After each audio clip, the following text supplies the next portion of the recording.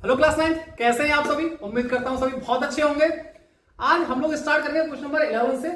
हमारी जो एक्सरसाइज है चैप्टर नंबर 3 से एंड ऑफ चैप्टर एक्सरसाइज, वो हम लोगों की इस वीडियो में जो लगातार है वो कंटिन्यू चली हुई है। तो ऐसे ही इससे पहले क्वेश्चन में हम लोग 10 क्वेश्चन तक कंप्लीट करके आ रहे हैं। आज हम लोग स्टार्ट करेंगे क्वेश्चन नंबर 11 से, और इसमें शायद टोटल 15 क्वेश्चन रहने वाले। सारे क्वेश्चन को आज हम इस वीडियो में कंप्लीट करेंगे। तो वीडियो हम लोग स्टार्ट करते हैं। अब देखिए यहां पे ना सबसे पहले क्वेश्चन में क्या बोला है, यहां से आपको एक नई चीज सीखने को मिलेगी जो आप तक पहली क्लास में आपने नहीं सीखी है। तो इसलिए वीडियो को बहुत ध्यान से देखते रहना, साथ में कॉपी पेन लेके जरूर बैठना। अब यहां पे बोला है without performing division determine whether the following decimal expansion of 18/125। कहने का मतलब ये कि आपको डिवाइड नहीं करना है, तब आपको बताना है कि इसमें डेसिमल एक्सपेंशन जो बनेगा वो कैसा टर्मिनेटिंग रहेगा और नॉन टर्मिनेटिंग है। टर्मिनेट का और नॉन टर्मिनेट का मतलब हम लोग पहले समझ के आ रहे हैं। टर्मिनेट का मतलब जहां पर रिमाइंडर 0 बचता है, मतलब डिनोमिनेटर से न्यूमरेटर को कंप्लीट डिवाइड किया जा सकता है। और नॉन टर्मिनेटिंग वो होता है जिसमें डिनोमिनेटर से न्यूमरेटर को कंप्लीट डिवाइड नहीं किया जाता। दैट मींस वहां पर रिमाइंडर की वैल्यू 0 नहीं आती है। ठीक है, आगे बोला if it terminate state the number of decimal places. तो हमें ये बताना है कि इसमें नंबर ऑफ जो जब डिवाइड करेंगे तो डेसिमल प्लेसेस कितने बनेंगे, ये हम लोगों को बताना है। क्वेश्चन समझ में आता है, लेकिन ध्यान रखना डिवाइड नहीं करना है, इसमें ये बात इसने बोल दी है। अब अगर हम लोग इसको स्टार्ट करें तो सारे लोग ना कॉपी पेन लेके, जैसे मैंने आपसे बोला कॉपी पेन लेके सारे लोग साथ में बैठिएगा। अब यहां पे बोला है कि भैया हमारे पास नंबर है 18/125। सबसे पहले मैं 125 को ना इसको लिख देता हूं 5 की पावर के टर्म्स में। कि ऐसा क्यों कह रहा हूं, क्योंकि देखिए हमको ना जब भी टर्मिनेटिंग एंड नॉन टर्मिनेटिंग की बात की जाती है तो हमेशा याद रखना यहां पे 5 की पावर कुछ टर्म या 2 की पावर के टर्म्स में ही हम लोगों को यहाँ पे बात करनी है। तो अगर मैं इसको देखूं तो देखिए आप जानते हैं कि 18/125 किसका क्यूब है, 5 का क्यूब है। तो मैं इसको 5 का क्यूब लिख सकता हूं। अब साथ ही साथ जिन बच्चों को ये नहीं समझ में आया तो वो इसको ऐसे भी देख सकते हैं। 125 का फैक्टर निकाल लीजिए। 5 से करेंगे तो यहाँ पे 25 आ जाएगा, फिर 5 से करेंगे तो फिर 5 आ जाएगा, और 5 से करेंगे तो फिर यहाँ पे 5 से 1 आ गया। तो ऐसे करके मैंने इसको क्या लिख दिया, 5 की पावर 3 लिख दिया।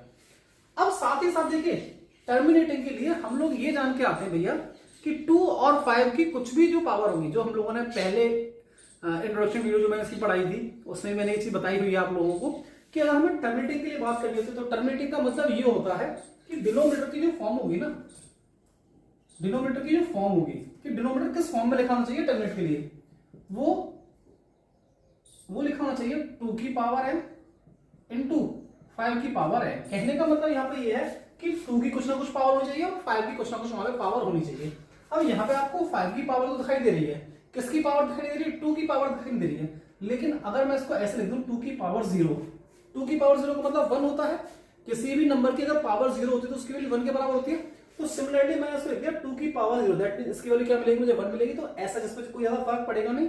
तो हम लोगों को अब इसी को यूज करके ये बताना है कि इसका डेसिमल एक्सपेंशन क्या रहेगा। ठीक है, अब देखिए यहां से एक चीज समझिए, मैं इसको दोबारा से ना यहां लिख लेता हूं 18/5 की पावर 3। अब मैं आपसे जो कहने वाला हूं उसको समझना। देखिए अगर मुझे डेसिमल एक्सपेंशन निकालना है तो इसको मैं आपको एक आसान तरीका बताता हूं। देखिए मैंने यहाँ पे मल्टीप्लाई का साइन लगाया है।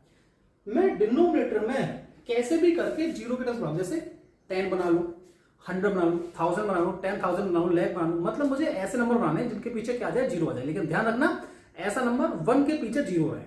इस तरीके से आप सोचेंगे।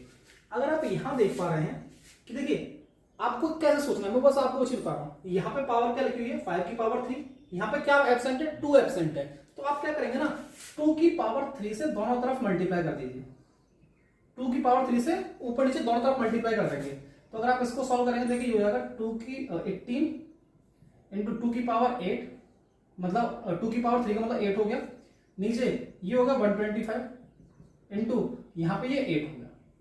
ठीक है, इसको सॉल्व कर देंगे।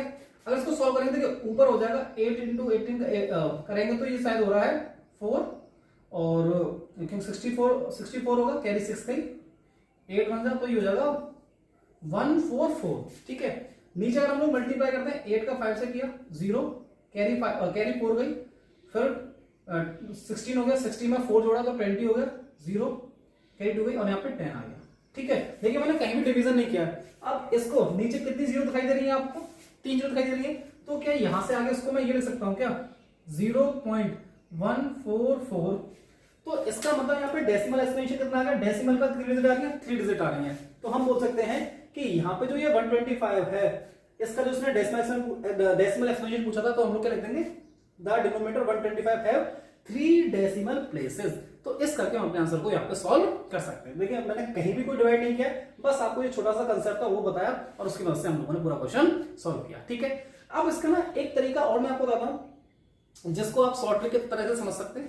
आपको क्या ध्यान रखना है ना कि यहाँ पे जो नंबर दे रखे हैं 2 हो या 5, इनकी जो बड़ी पावर होगी, जैसे एग्जांपल के लिए यहाँ पे देखें, यहाँ पे 5 की पावर 3 है, यहाँ पे 2 की पावर 0 है, तो यहाँ पे आपको ये चेक करेंगे कि जो भी 2 की और 3 की जो भी हाईएस्ट पावर होगी उसमें उतने ही डेसिमल एक्सपेंशन बनेंगे। एक बार फिर से रिपीट करूं, 2 और 5 में आप ये चेक करेंगे कि किसकी हाईएस्ट पावर है, जिसकी हाईएस्ट पावर होगी उसके अंदर उतने ही डेसिमल एक्सपेंशन देखने को मिलेंगे। यहाँ तक बात समझ में आती है? तो आप इस तरीके से इसको लिख सकते हैं लैंग्वेज के फॉर्म में। यहाँ पे हम लोगों ने देखा कि जब हम लोगों ने इसका डेसिमल एक्सपेंशन निकाला तो डेसिमल एक्सपेंशन कितना है 0.144। तो यहां से हम लोग ये कह सकते हैं कि भैया जो 18/125 है ये कैसा है, टर्मिनेट है।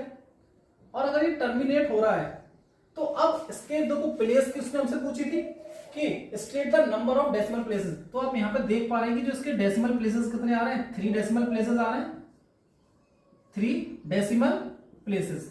तो हम लोग लिख सकते हैं कि भैया जो ये नंबर है ये कितने टर्म के बाद आ गया, कितने प्लेस के बाद जाके टर्मिनेट होगा, तो ये 3 प्लेस के बाद 3 डेसिमल प्लेस के बाद जाके ये नंबर क्या होगा, टर्मिनेट होगा। तो यही हमसे पूछा था कि कितने टर्म्स के बाद ये कितने डेसिमल प्लेस का टर्मिनेट होगा, तो हमने लिखते हैं 3 डेसिमल प्लेस का जाके क्या होगा, टर्मिनेट होगा। ठीक है, तो ये क्वेश्चन आपको समझ में आया होगा। इसी क्वेश्चन का इस्तेमाल करते हुए जो कंसेप्ट मैंने आपको यहाँ पे सिखाया उसी कंसेप्ट को हम लोग यहाँ पे सॉल्व करेंगे। देखिए यहाँ पे हमसे बोल रखा है कि डिनोमिनेटर जो हमको दे रखा है वो दे रखा है 2 की पावर 3 इंटू 5। कितना देखा है, 2 की पावर 3 इंटू 5। देखिए 5 की कोई पावर नहीं तो मैंने उसको क्या लिख लिया, 1 लिख लिया। अब इसको समझना ध्यान से, हम लोग इसको कैसे कर सकते हैं ना, अभी जो मैंने आपको यहाँ पे कंसेप्ट सिखाया था, कंसेप्ट क्या सिखाया था कि भैया आपको ये चेक करना है 2 और 5 की जो हाईएस्ट पावर होगी उस डेसिमल एक्सपेंशन के उतने, मतलब उस डिनोमिनेटर के उतने ही डेसिमल एक्सपेंशन होते हैं या उतने ही डेसिमल प्लेसेस होते हैं। अगर यहाँ पे हम लोग चेक करें, यहाँ पे देखिए 2 की पावर 3 है, 5 की पावर 1 है, इसका मतलब क्या हो गया कि इसमें जो डेसिमल प्लेसेस बनेंगे ना वो कितने बनेंगे, 3 प्लेस बनेंगे। तो देखिए उसमें हमसे पूछा था how many decimal places will it decimal expansion, तो हम लिख सकते हैं decimal expansion have 3 decimal places. तो देखिए यहां से चीज समझ आ गई जो मैं आपको समझाना चाहता था कि भैया यहां से लिख सकते हैं decimal expansion have 3 decimal places. ठीक है, अब देखिए यहाँ पर कोई नंबर नहीं दे रखा, अदरवाइज मैं आपको यहाँ पे इसको सॉल्व करके दिखाता। इसने सब हमसे पूछा था जस्टिफाई करने के लिए बता आंसर में, तो हमने बड़े आसानी से अपने आंसर को लिख दिया। आप हमेशा यही चीज याद रखेंगे कि अगर जो भी हाईएस्ट पावर होगी 2 और 5 की उसके उतने ही आपको क्या देखने को मिलेंगे, डेसिमल प्लेसेस देखने को मिलेंगे। ठीक है, तो ये क्वेश्चन समझ में आएगा। बाकी हम लोग स्टार्ट करते हैं आगे क्वेश्चन को, जब तक आप इनको नोट कीजिए। अब हम लोग स्टार्ट करते हैं क्वेश्चन नंबर 13 को, जिसमें देखिए क्या बोला है, बड़ा सा क्वेश्चन है लेकिन इसमें ध्यान रहेगा एक ही क्वेश्चन में आपसे 3 क्वेश्चन पूछे हैं अलग अलग तरीके से। तो हम तीनों क्वेश्चन को बड़े आसानी से, बहुत आसान तरीके से मैं आपको सिखा दूंगा। ठीक है, अब देखिए यहाँ पे क्या बोला है, ए की जो वैल्यू दे रखी है आपको दे रखी है 7/12, बी की जो वैल्यू आपको दे रखी है वो दे रखी है 5/6, express both A and be in the form of k1/m k2/m where k1 and k2 and m are integer and देखिए सबसे मेन चीज ध्यान ये रखना k2 माइनस k1 की जो वैल्यू है वो ग्रेटर देन 6, ये कंडीशन याद रखना। इसके बेसिस पे ही हम लोग इस क्वेश्चन को सॉल्व करेंगे। आगे बोला using the same denominator m right exactly 5 distribution. खैर आगे की बात हम लोग बाद में करते हैं, पहले हम लोग इस क्वेश्चन को सॉल्व करते हैं। जो पहला चीज इसने हमसे बोली है ना, पहला पार्ट इसने बोला है कि आपके पास 2 रेशनल नंबर है, a की वैल्यू आपको दे रखी है 7/12 और अगर मैं यहां पर देखूं बी की वैल्यू आपको दे रखी है 5/6। ठीक है, और इसने ये बोला है कि आपको ये इस फॉर्म में बनाने हैं k/m और k2/m, इस फॉर्म में आपको बनाना है। और देखिए ध्यान ये रखना दोनों जगह यहां भी और यहां भी दोनों ही रेशनल नंबर में जो डिनोमिनेटर है उसकी वैल्यू सेम है, यहां पे भी m है और यहां पे भी है। इसका मतलब हम लोगों को यहां पे भी डिनोमिनेटर की वैल्यू क्या रखनी है, सेम रखनी है। ठीक है, अब देखिए ये सेम कैसे बन सकती है, यहाँ पे 12 लिखा हुआ है, यहाँ पे कितना लिखा हुआ है 6 लिखा हुआ है। अगर मैं 2 से मल्टीप्लाई कर दूं तो 2 से मल्टीप्लाई करने के बाद नीचे मुझे कितना मिल जाएगा, 12 मिल जाएगा। लेकिन एक चीज का ध्यान रखना, आपको ये कंडीशन को याद रखनी है कि k2 माइनस k1 की जो वैल्यू है वो 6 से बड़ी होनी चाहिए। अगर मान चलिए मैंने यहाँ पे 2 से मल्टीप्लाई किया, सिर्फ आपको एक बार करके दिखा रहा हूँ, ये करना नहीं है आपने। मैंने अगर यहाँ पे 2 से सॉरी यहाँ तो ऑलरेडी है, यहाँ हमें जरूरत नहीं है 2 से मल्टीप्लाई करने की, यहाँ तो 12 ऑलरेडी है। अगर मैंने यहाँ पे 2 से मल्टीप्लाई किया कितना हो जाएगा 10, यहाँ पे कितना हो जाएगा ये 12। अब मैंने डिफरेंस चेक करो, K2 ये हो गया K1 ये हो गया, 10 में से 7 गया कितना बचेगा 3 बचेगा। आपको कितना बोला उसने कि 6 से बड़ा डिफरेंस होना चाहिए, यहाँ पे तो आपका 3 आ रहा तो 6 से ही कम आ रहा है, इसीलिए आप यहाँ पे किससे मल्टीप्लाई नहीं करेंगे 2 से मल्टीप्लाई नहीं करेंगे। अब इसके अलावा आप किसी भी नंबर से मल्टीप्लाई करें, 3 से कर सकते हैं 4 से कर सकते हैं, लेकिन मैं अभी 3 से इसमें मल्टीप्लाई करके देख रहा हूं। यहां पे मैंने मल्टीप्लाई किया, यहां पे मैंने मल्टीप्लाई किया 3 से, और ये नंबर मेरे पास 5/6, यहां पे मैंने मल्टीप्लाई किया 6 से। ठीक है, अब देखिए मुझे यहाँ पे क्या देखने को मिलता है 7/12 में ये हो जाएगा कितना 21/36, और यहाँ पे क्योंकि देखिए मैंने यहाँ पे 3 से किया यहाँ पे 6 से किया, क्यों? क्योंकि मुझे डिनोमिनेटर को सेम रखना था। उसकी कंडीशन है m, मतलब डिनोमिनेटर सेम होना चाहिए। इसको सॉल्व करूंगा तो ये हो जाएगा 30 और नीचे हो गया 36। देखिए डिनोमिनेटर सेम बन गया। अब इनके बीच में मेरे से जो उसने अगला क्वेश्चन पूछा था यूजिंग द सेम, पहले तो हम लोगों ने तो इसको रिप्रेजेंट कर दिया K1/m, तो ये ऊपर वाले नंबर को मैं क्या बोल सकता हूँ यहाँ पे K बोल सकता हूँ, दैट मींस K1, और इस नंबर को मैं क्या बोल सकता हूँ K2 बोल सकता हूँ, इसको m बोल सकता हूँ और इसको m बोल सकता हूँ। और देखिए यहाँ पे m की वैल्यू दोनों में सेम रखी थी, तो यहाँ पे भी हमने m की वैल्यू बिल्कुल सेम रखी है। आगे उसने बोला है using the same denominator m right exactly 5 distinct rational number between a and b। अब इनके बीच में आपको 5 रेशनल नंबर निकालने हैं, तो देखिए 5 रेशनल नंबर यहाँ पे कौन से हो जाएंगे 5 rational numbers between a and b, that means 7/12 and 5/6। क्या नंबर आपको देखने को मिलेंगे यहाँ पे 22/36, 23/36, 24/36, 25/36, 27/36, सॉरी 26, 27/36, 28/36 और 29/36। ठीक है, तो आप लोगों ने क्या देखा यहाँ पे कि भैया हमसे 5 रेशनल नंबर पूछे। अब आप इनमें से किसी भी 5 रेशनल नंबर को निकाल के, किन्हीं भी 5 रेशनल नंबर को निकाल के आप क्या ले सकते हैं रेशनल नंबर ले सकते हैं। अब देखिए मैंने आगे के क्यों लिखे हुए हैं, आगे के लिए ना जो हमारे पास, देखिए मैंने कहा था ना ये क्वेश्चन 3 पार्ट में रहने वाला है, तो 2 पार्ट हमारे खत्म हो गए। अब जो मैंने आगे निकाल कर रखे ना इसका एक रीजन है, वो रीजन हम लोग थर्ड जब इसका पार्ट पढ़ेंगे तब आपको समझ में आएगा कि हम लोगों ने ये आगे एक्स्ट्रा क्यों निकाल के रखे। सुनना, explain why the condition K2 minus K1 is greater than n+1। यहाँ पे कहने का मतलब ये है कि जो डिफरेंस था ना, देखिए यहाँ पे ये डिफरेंस हमसे बोला था कि 6 से बड़ा होना चाहिए, और यहाँ पे बोल रहा है कि K2 और K1 का जो डिफरेंस है वो n+1 से बड़ा होना चाहिए। इसका मतलब ये है कि जो आपसे नंबर पूछा था, जैसे आपसे कितने नंबर पूछे थे यहाँ पे 5 डिजिट नंबर पूछे थे ना, तो n की वैल्यू यहाँ पे 5 से बड़ी होनी चाहिए। n प्लस का मतलब यहाँ पे 5+1 6 होनी चाहिए। अब ऐसा क्यों करते हैं मैं आपको देखिए इसका कंसेप्ट समझाता हूँ।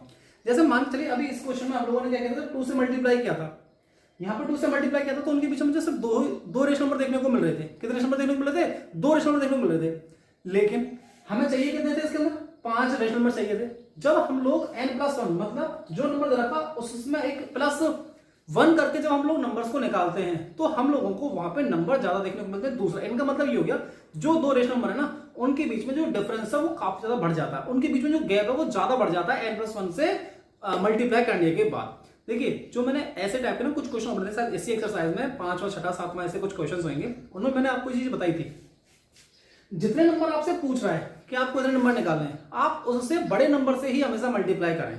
ठीक है, अगर आपसे 5 नंबर निकालने की बोल रहा है तो आप 6 से मल्टीप्लाई करें, 7 से मल्टीप्लाई करें, लेकिन जस्ट बड़े से करते हैं तो ज्यादा आसानी होती है, एक ही बार में हमारे पास नंबर निकल के आ जाते हैं। तो सेम चीज मैं यहाँ पर रिपीट कर रहा हूँ कि जब 2 रेशनल नंबर के बीच में हमें नंबर्स निकालने होते हैं तो होता क्या है कि हम लोगों की ये आदत होती है कि एक ही बार में भैया हम लोगों को आंसर मिल जाए, तो हम लोग क्या करते हैं जो नंबर पूछा उससे जस्ट बड़े से नंबर से मल्टीप्लाई करते हैं। उसके बाद क्या होता है एक ही बार में हमें जितने नंबर्स उनके बीच में चाहिए होते हैं उतने नंबर्स मिल जाते हैं। अब देखिए मैंने यहाँ पे 3 से मल्टीप्लाई किया तो यहाँ पे 8 रेशनल नंबर आपको देखने को मिल रहे हैं, इनमें से आप कोई भी 5 छांट के लिख सकते हैं। ठीक है, तो ये तरीका होता है इसका कि भैया हम लोग n+1 से क्यों मल्टीप्लाई करते हैं। ठीक है, बात समझ में आ गई। एक बार फिर से रिपीट कर देता हूँ, थोड़ा सा एक बार समराइज कर देता हूँ इस चीज को कि n+1 से हम लोग इसलिए मल्टीप्लाई करते हैं जिससे कि 2 रेशनल नंबर के बीच में गैप पड़ जाए, डिफरेंस पड़ जाए, तो हम लोग ज्यादा रेशनल नंबर उनके बीच में एक ही बार में ले सकें, क्योंकि हम लोग मैथ पढ़ रहे हैं, मैथ में हम लोगों को कम समय में ज्यादा काम करना होता है, तो बस इसीलिए हम लोग क्या करते हैं इसमें n+1 से मल्टीप्लाई करते हैं। तो उम्मीद करता हूं आपको ये क्वेश्चन समझ में आया होगा।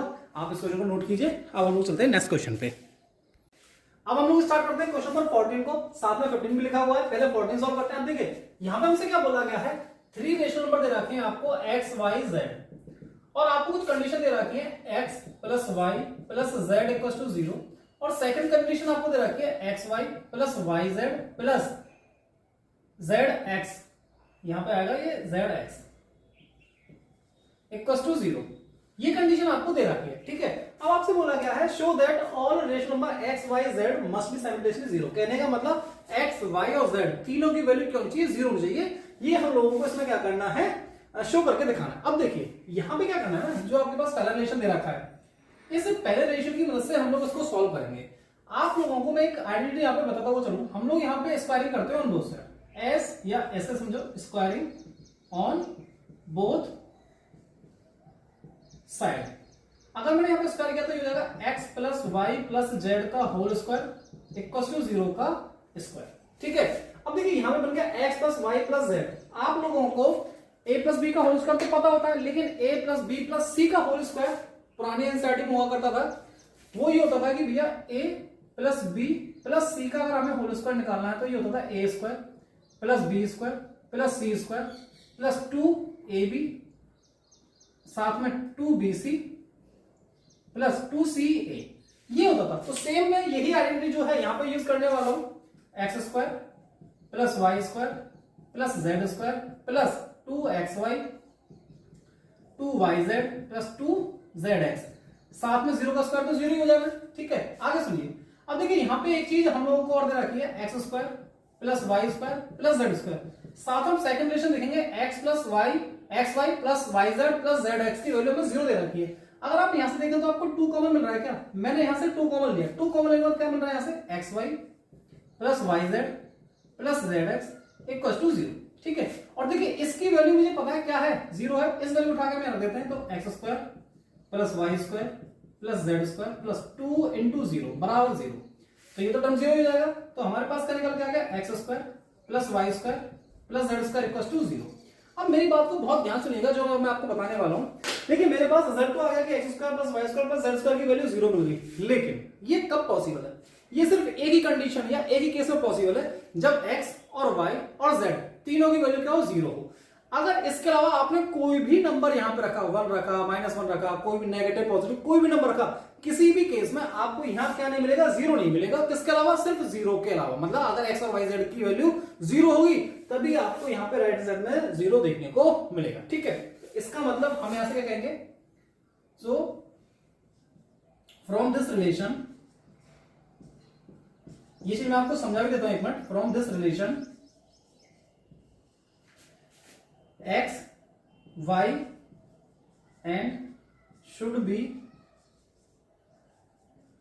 equal to 0। इसका मतलब x, y और z यहां से किसके बराबर होना चाहिए, 0 बराबर। इसको मैं आपको एक बार ना प्रूफ करके दिखाता हूं।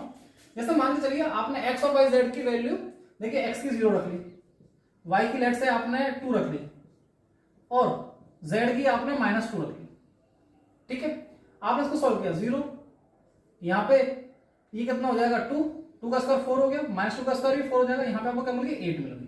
आप कोई भी और नंबर लेंगे, लेट से आपने यहाँ पे 3 कर दिया तो ये 9 हो जाएगा, 9 और 4 कितना हो जाएगा, 30। तो आपको 0 सिर्फ तभी मिल सकता है जब x, y, z तीनों ही क्या होंगे, 0 होंगे। तो ये रिलेशन हमें बताता है कि भैया यहाँ से x और y, z की कैसी वैल्यू होगी, 0 होगी, ठीक है। ये क्वेश्चन समझ में आता है। अब हम लोग स्टार्ट करते हैं क्वेश्चन नंबर 15 को। अभी क्वेश्चन नंबर 15 में क्या बोला है, शो दैट, आपको याद होगा एक क्वेश्चन मैंने आपको इस रिलेशन की मदद से कराया था, तो ये रिलेशन अब हमसे वो प्रूफ करवाया, show that the relation between so that the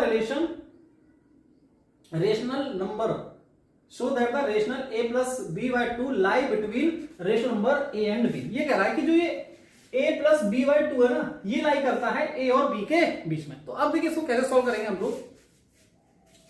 आपको ना यहां पे बता रखा है, देखिए हम लोग जो पहले प्रॉपर्टी पढ़ के आते थे वो ये पढ़ के आते थे कि अगर हम लोगों को लेट से कोई दो रेशनल नंबर रखें, लेट जैसे यहां पे दे भी रखा है a and b are 2 rational number. तो हम लोग, मैंने आपको जो क्वेश्चन कराया था जो पुरानी एनसीईआरटी में हुआ करता था वो ये हुआ करता था, अगर दो रेशनल के बीच में आपको रेशनल निकालना था, फॉर्मूला यूज करते थे a प्लस बी अपॉन में 2, और इसकी मदद से आपको उन रेशनल के बीच में एक रेशनल देखने को मिल जाता था। अब ये हमको प्रूफ करना है। अब इसका मतलब क्या होगा देखना, जो ये है ना a प्लस बी बाई 2, इसकी वैल्यू a से तो बड़ी होगी लेकिन किससे छोटी होगी, b से छोटी होगी। अब यही चीज हमको क्या करनी है, यहाँ पे प्रूफ करनी है।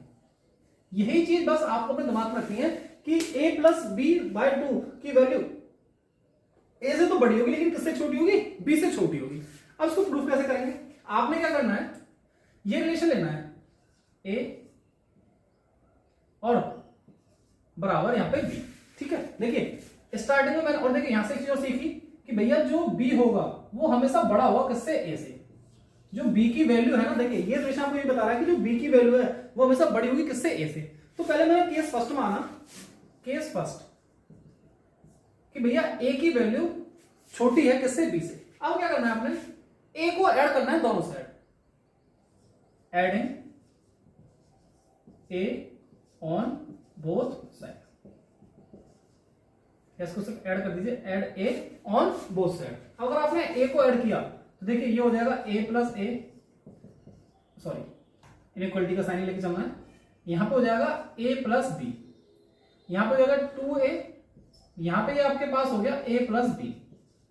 अब देखिए इधर ये मल्टीप्लाई करके डिवाइड हो जाएगा तो ये हो जाएगा a प्लस b बाय 2। तो पहला इक्वेशन आपके पास ये बन के तैयार है। ठीक है, यहां तक बात समझ आती है। केस सेकंड, केस सेकंड की बात करते हैं। फिर से हम लोगों को ये रखना है कि अब इतना याद रखना है, देखिए a की जो वैल्यू b से कैसी छोटी है। अब हम इस बार ऐड करेंगे b को दोनों साइड, तो add b on both sides. जब दोनों साइड को इस तरफ हमने इसको ऐड किया तो यहां कितना हो जाएगा, a प्लस बी, और ये हो जाएगा b प्लस बी। तो यहां हो गया a प्लस बी, ये हो गया 2b, 2 को इधर ले आएंगे तो ये होगा a plus B by 2 greater than b। ये हो गया a plus B by 2 is less than b। तो इसको डाल दीजिए क्वेश्चन सेकंड। हम लोग यहां पे सॉल्व कर सकते हैं from equation first and second. अब देखिए फर्स्ट एंड सेकंड से हम लोगों को यहाँ पे क्या देखने को मिल रहा है कि जो एक ये a है वो तो छोटा है किससे, a प्लस बी से अपॉन में 2, और जिसकी जो वैल्यू है b की जो वैल्यू इससे बड़ी है, तो इसकी जो वैल्यू है बेटा वो किससे बड़ी है, a प्लस बी बाय 2 की जो वैल्यू है वो तो a से तो बड़ी है और किससे छोटी है, b से छोटी है। यही चीज हमको प्रूफ करनी थी और ये हम लोगों ने a और b इक्वेशन जो थी a और फर्स्ट सेकंड इक्वेशन से हम लोगों ने ये प्रूफ कर दिया। ठीक है, तो इस तरीके से हम लोग इसका सोल्यूशन निकाल सकते हैं। उम्मीद करता हूं आपको ये तरीका समझ में आया होगा। एक बार आप जल्दी से इसको नोट कीजिए, फिर हम लोग सॉल्व करते हैं इस एक्सरसाइज का लास्ट क्वेश्चन, क्वेश्चन नंबर 16। आप लोग इसको जल्दी से नोट करें। अब हम सॉल्व करते हैं इस एक्सरसाइज का लास्ट क्वेश्चन जो कि रहेगा 16। इसमें बोला find the length of the hypotenuse of all right angle triangle. देखिए आपको यहाँ पे ये फिगर दे रखा है जिसमें जितने भी सारे राइट एंगल ट्रायंगल बने हो इन सबकी हाइपोटेनस का आपको क्या लेंथ निकालनी है। आगे बोला है which refer to the edge the square root spiral. तो इस पूरे फिगर को इसमें बोला है स्क्वायर रूट स्पायरल। इसमें आपको देखो 1 2 3 4 5 6 7 8 9 10 11 हाइपोटेनस दे रखे। इन हाइपोटेनस की आपको क्या निकालनी है, लेंथ निकाल के इसमें आपको देनी है। इसमें पूछा find the length of the hypotenuse. अब देखिए कैसे करते हैं, बड़ा ही आसान सा क्वेश्चन है, देखने में जितना ये टफ लग रहा है ना ये उतना ही आसान क्वेश्चन है। देखिए कैसे इसका हम लोग सोल्यूशन करेंगे एक बार। अब इसमें सबसे पहले हमको ना इंफॉर्मेशन दे रखी है। लेट्स से मैंने इसको ना इसको बोला O, इसको बोला A B C D। अभी मैंने 2-3 पॉइंट इसमें दे दिए। ठीक है, सबसे पहले हम लोग बात करते हैं in triangle, right angle triangle. और जानते हैं राइट एंगल ट्राइंगल में पाइथागोरस थ्योरम लोग यूज करते हैं हाइपोटेनस वगैरह निकालने के लिए। तो in triangle OAB by using Pythagoras theorem, इस थ्योरम की मदद से हम लोग इसके जो भी लेंथ है वो सारी निकालने वाले हैं। अब देखिए अगर पहले ट्रायंगल की बात करूं 90 एंगल के जस्ट सामने जो साइड होती है उसको बोलते हैं हाइपोटेनस। इसको याद रखिएगा 90 एंगल के जस्ट सामने जो साइड होती है इसको बोलते हैं हम लोग क्या, हाइपोटेनस। अगर इसको सॉल्व करें तो देखिए क्या बन के आएगा, ये मेरे पास हो जाएगी OB का स्क्वायर बराबर OA का स्क्वायर प्लस AB का स्क्वायर। ठीक है, क्योंकि पाइथागोरस थ्योरम अपने पास क्या होती है, h स्क्वायर बराबर p स्क्वायर प्लस में बेस स्क्वायर। ठीक है, अब देखिए ओ बी की लेंथ तो हमें पता है, ये तो हमें निकालनी, तो ये हो जाएगा ओ बी का स्क्वायर। ओ ए आपके पास 1 का स्क्वायर, ए बी कितना आपके पास 1, ये भी 1 का स्क्वायर हो गया। ये 1 प्लस 1 का स्क्वायर 1, इधर 1 का स्क्वायर 1, यहां पे हो गया O B square. That means O B की वैल्यू आपको यहां से क्या मिल जाएगी, √2। तो यहां से हम लोगों ने ये देखा कि जो हमारे पास ओ बी थी, इसकी वैल्यू हमें कितनी मिल गई है, √2 मिल गई है। कितनी मिल गई, √2। ऐसे हम लोग आगे वाले ट्रायंगल को सॉल्व करते हैं। इसमें ओ बी सी, तो इन ट्रायंगल, अब सभी ट्रायंगल हमें ऐसे सॉल्व नहीं करने में, आपको बस एक दो निकाल के दिखा रहा हूं, परंतु डायरेक्ट इसको लिखेंगे कैसे बताता हूं। सेम इसमें पाइथागोरस थ्योरम लगाएंगे, तो इसमें हो जाएगा ओसी का स्क्वायर बराबर ओबी का स्क्वायर प्लस बीसी का स्क्वायर। ओसी हमें निकाल लेंगे, ओबी कितना अपने पास, ओबी की वैल्यू √2, तो √2 का स्क्वायर प्लस बीसी कितना अपने पास 1, तो 1 का स्क्वायर। √2 का स्क्वायर करेंगे तो 2 आ जाएगा, 1 का square 1। That means OC square की वैल्यू अपने पास यहां से 3, तो इसका मतलब ये हो गया ओसी की वैल्यू अपने पास कितनी आ गई, 3 आ गई। दैट मीन्स इस ओसी की वैल्यू अपने पास 3। अब आप ध्यान रखिए, देखिए हर किसी में यहाँ 1 प्लस होता जा रहा है, हर किसी में यहाँ 1 क्या होता जा रहा है, ऐड होता जा रहा है। इसका मतलब क्या होगा, अब से आगे देखिए, इसको मैंने h1 बोला, इसको मैंने h2 बोला, ऐसे अगर मुझे h3 निकालना होगा वो कितना आएगा, √4, और √4 का मतलब कितना हो गया, 2 हो गया। ऐसे मैंने h4 निकाला, वो कितना आएगा, √5। सिमिलरली हम लोग यहां निकालते हैं h6, √6 आएगा, सॉरी h5, h6 √7 आएगा, h8 √8 आएगा, h8 यहाँ पे √9 का मतलब 3 हो जाना है, h9। देखिए बस मैंने आपको कहते हैं, आप भी सारे ऐसे क्वेश्चन को सॉल्व करेंगे, हर जगह सारे के लिए आपको नहीं निकालना है, 2-3 आप निकाल के दिखा सकते हैं, बाकी डायरेक्ट आप इसको ऐसे सॉल्व कर सकते हैं। h9 की बात करूं तो यहाँ आएगा √10, h10 की बात करूं तो यहाँ पे आएगा √11, ठीक है, और h11 की बात करूं तो यहाँ पे आएगा √12। तो इस करके हमने सारे फैक्टर्स की क्या निकाल दी, लेंथ निकाल दी। बड़ा ही आसान सा क्वेश्चन था, देखने में इतना टफ लग रहा था, उतना ही आसान क्वेश्चन था, ठीक है। यहाँ पे जो हमारी एक्सरसाइज है ये कंप्लीट होती है, इसका मतलब जो थर्ड चैप्टर है वर्ल्ड ऑफ नंबर्स यहाँ पे कंप्लीट होता है। सभी क्वेश्चंस एक्सरसाइज के मैंने आपको बड़े डिटेल में बड़े आसान तरीके से सिखा दिए हैं। तो इन क्वेश्चन को एक बारी अभी हम लोगों ने साथ में क्वेश्चंस किए हैं, अब इन क्वेश्चंस को खुद से सेल्फ स्टडी के तौर पे करने की जिम्मेदारी आपकी। वीडियो को जितनी भी आपने अभी तक देखी, और देखिए इसके मैं एक बार रिपीट कर देता हूं, इसके इंट्रोडक्शन की वीडियो हमारे इसी चैनल पे पड़ी हुई है, तो आप जाके उस वीडियो को जरूर देख लीजिएगा, जिसमें मैंने जो भी टर्मिनोलॉजी में यूज हुई है वो सब उस इंट्रोडक्शन की वीडियो में समझा रखी है, ठीक है। तो वीडियो अच्छी लगी, वीडियो को लाइक कर दीजिएगा, ज्यादा से ज्यादा इस वीडियो को अपने दोस्तों के साथ शेयर कीजिएगा, जिससे कि वो भी अच्छे तरीके से सभी क्वेश्चन को समझ सकें। साथ ही साथ चैनल को सब्सक्राइब कर लीजिएगा, क्योंकि आगे के चैप्टर हम इसी चैनल पर अपलोड करेंगे। आज के लिए इतना ही, थैंक यू।